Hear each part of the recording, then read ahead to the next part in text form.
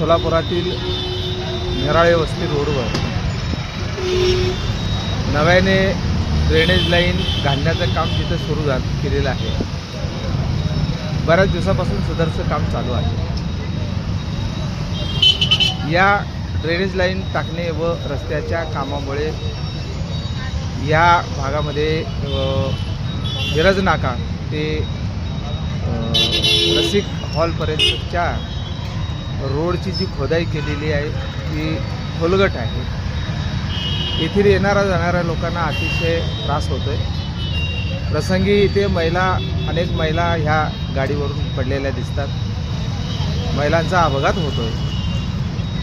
सदरचे ठिकाणी लाईटची देखील व्यवस्था नसल्याने रात्रीच्या वेळेला अतिशय खूप त्रास होतो. महापालिकेने हे जे काम घेतले, ज्या ठेकेदाराने हे काम घेतले ते काम लवकरात लवकर पूर्ण करावं आणि लोकांची गैरसोय टाळावी, होणाऱ्या अपघाताला थांबवावं अशी सोलापूर जिल्हा मानवी हक्क अभियानाच्या वतीने मी विनंतीपूर्वक निवेदन करीत आहे.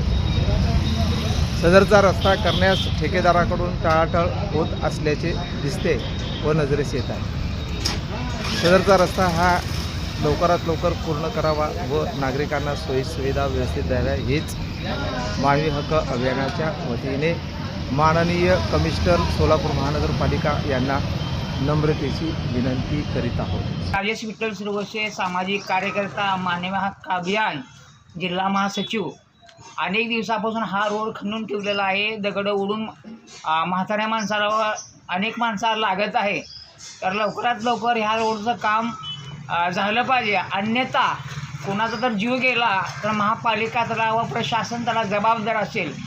आणि लवकरात लवकर रोड जर नाही केला तर मानवी हक्क अभियानच्या वतीनं जल आंदोलन करून त्याचा सर्व काय नुकसान होईल ती महानगरपालिका त्याला जबाबदार राहील.